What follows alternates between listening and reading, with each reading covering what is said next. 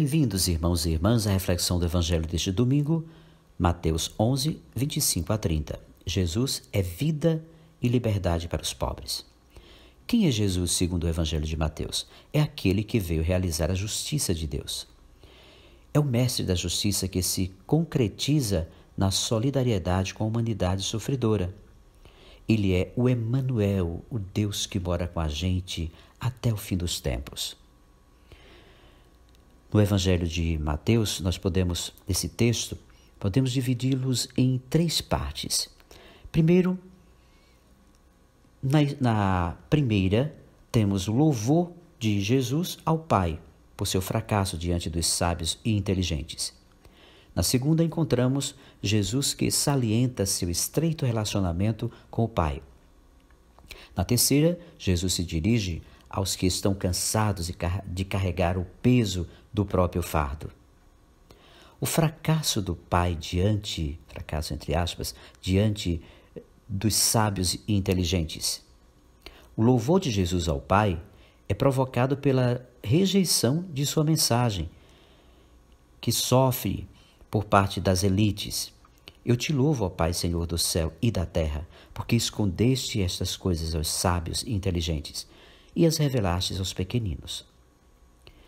Nas palavras de Jesus, o Pai aparece como Senhor absoluto de tudo, céu e terra. Seu senhorio, contudo, não é aceito pelos sábios e inteligentes. Jesus agradece ao Pai por seu fracasso, mas exatamente por seu fracasso ante os sábios e inteligentes. Deus é aquele que enviou seu Filho para salvar a humanidade, mas nem todos aceitaram. E aqui nós vemos, ele veio para salvar os pobres, os que os poderosos desprezam. Os sábios e inteligentes são a elite cultural e religiosa do templo de Jesus. Não são capazes de discernir e perceber que, através das palavras e ações de Jesus, estas coisas em favor dos pobres e marginalizados está a concretização do projeto de Deus, pois sua autossuficiência e confiança os levaram ao desprezo sistemático das camadas populares sofredoras.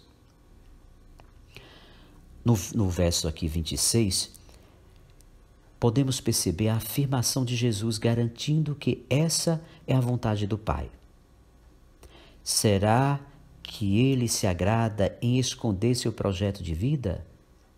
Deus não oculta, mas revela tudo em seu Filho. Acontece que os sábios inteligentes, pelo fato de se considerarem elite, já rejeitaram o que o Filho faz e diz. Condenam Jesus porque é amigo dos cobradores de impostos e dos pecadores. Agindo assim, rejeitam a revelação de Deus. Jesus revela plenamente o projeto do Pai. Podemos perceber, o Pai se revela na ação do Filho e este, por sua ação, dá a conhecer o Pai. Ao inaugurar na terra o reino de seu Pai, cada um de seus gestos de autoridade em favor dos homens, enfermos, pecadores ou fariseus endurecidos, revela a vontade e o desígnio de Deus para toda a humanidade. Jesus é liberdade e vida para os pobres. Jesus agora se dirige aos que estão cansados de carregar o peso do seu fardo, interpelando-os para que vão até Ele, que lhes dará descanso. O apelo é dirigido aos oprimidos, pisados pelo fardo imposto pelos sábios e inteligentes. Pede-lhes que aceitem seu jugo, pois ele é manso e humilde de coração.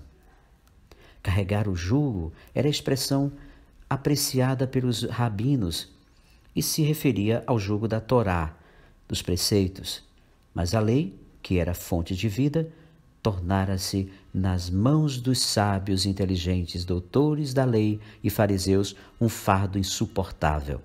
Jesus convida a frequentar uma nova escola, pois só assim é que se obterá um verdadeiro sentido da lei. As elites do tempo de Jesus chamavam o povo de maldito, porque não conhecia nem entendia e muito menos praticava a lei. Na opinião deles, Deus estaria infinitamente distante do povo empobrecido e inculto. Jesus veio não para anular a lei, mas para completá-la. A diferença está na forma como Jesus age. Em primeiro lugar, abre as portas da misericórdia, revela a justiça de Deus aos pobres e pequeninos, para depois convidá-los a viver na justiça e na misericórdia que procedem dele e do Pai. Vamos todos a Jesus. Ele é o Salvador, Ele é o Libertador, Ele trouxe o reino de Deus, Ele veio mudar a nossa história, por isso, com Ele nós podemos caminhar confiantes. Todos nós que estamos feridos e sobrecarregados, vamos até o coração de Jesus.